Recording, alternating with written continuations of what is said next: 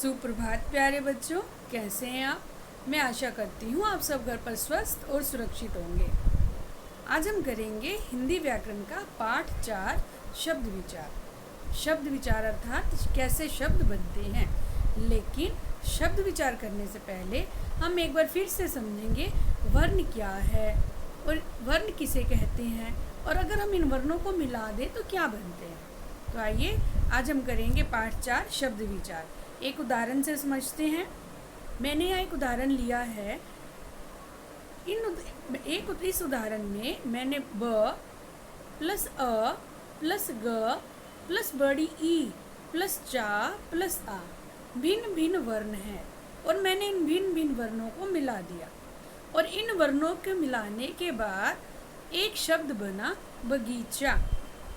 ठीक है, और इस बगीचा शब्द का एक अर्थ भी निकल रहा है, अर्थात बाग, उद्यान। तो अगर हम भिन्न भिन्न वर्णों को मिला देते हैं और उनके मिलाने के बाद कोई अर्थ निकलता है, उसे ही शब्द कहते हैं। जैसे अगर मैं अब इन शब्दों को थोड़ा आगे पीछे कर दूं, ध्यान से देखिए। अगर मैं कर दूं चा गी और ब, आप बताइए क्या चा गी ब से आपको कुछ समझ आ रहा है कि ये क्या है।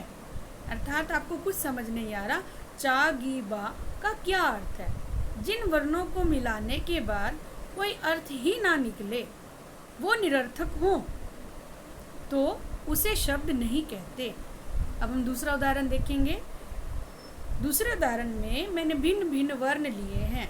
ई म आ प्लस रा प्लस ता प्लस अ, और एक शब्द बना इमारत। और इमारत शब्द एक सार्थक शब्द है जिसका अर्थ है बिल्डिंग, इमारत। और अब तो भिन्न भिन्न वर्णों के मेल से जब कोई एक अर्थ निकले और उस सार्थक शब्द उसे ही सार्थक शब्द कहते हैं। अब आगे देखिए। अगर मैं फिर से इमारत के शब्द को थोड़ा आगे पीछे कर दूं, लाइक त मा ई और र।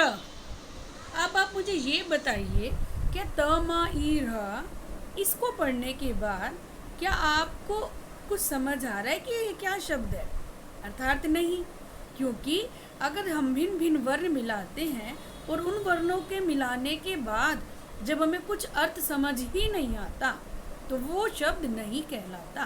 अर्थात शब्द क्या है? जब हम भिन्न भिन्न वर्णों को मिलाते हैं और उनके मेल से कोई सार्थक और स्वतंत्र मेल से जब कोई एक शब्द बनता है, उसे ही शब्द कहते हैं। अब परिभाषा करेंगे शब्द किसे कहते हैं, कि वर्णों के सार्थक और स्वतंत्र मेल को शब्द कहते हैं। आगे हम करेंगे शब्द के प्रकार। अब शब्द के कितने प्रकार हैं? तो हिंदी भाषा में शब्दों को 4 आधारों पर वर्गीकृत किया गया है। सबसे पहले देखिए, उत्पत्ति के आधार पर। क्या होता है उत्पत्ति के आधार पर? अर्थात इन शब्दों की उत्पत्ति कहाँ से हुई, ये शब्द कहाँ से जन्मे, कहाँ से लिए गए। उत्पत्ति अर्थात स्रोत, कि इनका स्रोत क्या है। दूसरा है रचना या बनावट के आधार पर, अर्थात जब इन शब्दों की रचना की जाती है या बनावट के आधार पर इसके कितने भेद हैं। फिर तीसरा नंबर है प्रयोग के आधार पर, जब हम शब्दों को प्रयोग करते हैं उसके आधार पर शब्दों को हमने कितने भागों में बांटा है।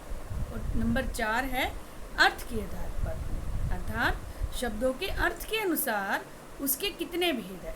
तो हम सबसे पहले करेंगे उत्पत्ति के आधार पर शब्दों के भेद। सबसे पहले देखिए तत्सम शब्द। क्या होते हैं तत्सम शब्द? तत् मीन्स उसका, सम मीन्स समान। अर्थात संस्कृत के जो शब्द हिंदी भाषा में जो के त्यों, अर्थात बिना किसी परिवर्तन के हिंदी भाषा में प्रयोग किए जाते हैं, तो वो कहलाते हैं तत्सम शब्द। जैसे उदाहरण देखिए, हस्त और सर्प। हस्त और सर संस्कृत के शब्द हैं, लेकिन आपने देखा होगा कि कभी कभी हमारी हिंदी पुस्तक में ये संस्कृत के शब्द इसी रूप में प्रयोग किए जाते हैं, तो ये कहलाते हैं तत्सम शब्द। नंबर 2 देखेंगे, दूसरा है तद्भव शब्द। क्या होता है तद्भव? तद्भव शब्द ये भी संस्कृत के ही शब्द होते हैं, लेकिन इनको थोड़ा सा परिवर्तन, हम सरल परिवर्तन कर दे जब इन शब्दों में, और उसके बाद हिंदी भाषा में प्रयोग करें, तो वही कहलाते हैं तद्भव शब्द। होते ही संस्कृत के ही शब्द हैं, लेकिन जब हम इनमें थोड़ा सा परिवर्तन कर देते हैं तो, और फिर उसके बाद हिंदी भाषा में प्रयोग करते हैं, तो वे कहलाते हैं तद्भव। आइए उदाहरण देखते हैं, जैसे आँख, हाथ, सांप। अब ऊपर देखिए, तत्सम शब्द में हमने हस्त और सर्प उदाहरण में किया। अब हस्त में हमने थोड़ा सा परिवर्तन कर दिया और एक शब्द बना हाथ परिवर्तन के बाद।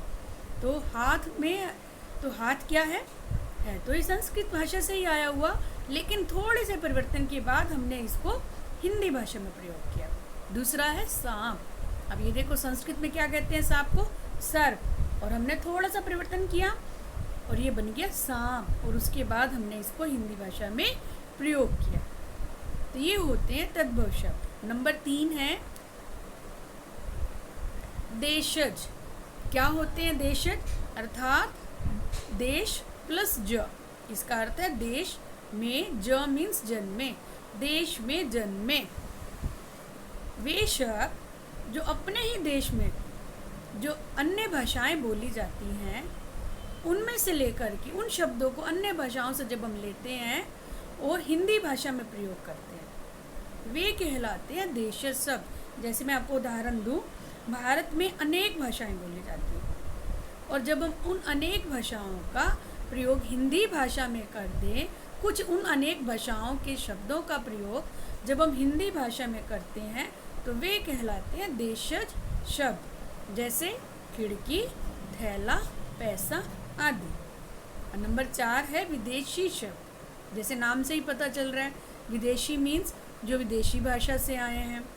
वे शब्द जो विदेशी भाषाओं से हिंदी भाषा में लिए गए, ज्यों के त्यों अंग्रेज़ी भाषा के जब हम शब्द या अन्य फारसी भाषा के शब्द हम अपनी हिंदी भाषा में ले लेते हैं, वे कहलाते हैं विदेशी शब्द। जैसे यहाँ देखिए पुलिस, पुलिस क्या है? अंग्रेज़ी भाषा का शब्द है, और हमने इसको बिना किसी परिवर्तन के हिंदी भाषा में प्रयोग किया, तो ये कहलाते हैं विदेशी शब्द। तो आज आपने समझा उत्पत्ति के आधार पर शब्द के कितने भेद हैं और कौन कौन से हैं। कल हम करेंगे रचना के आधार पर शब्द के प्रकार।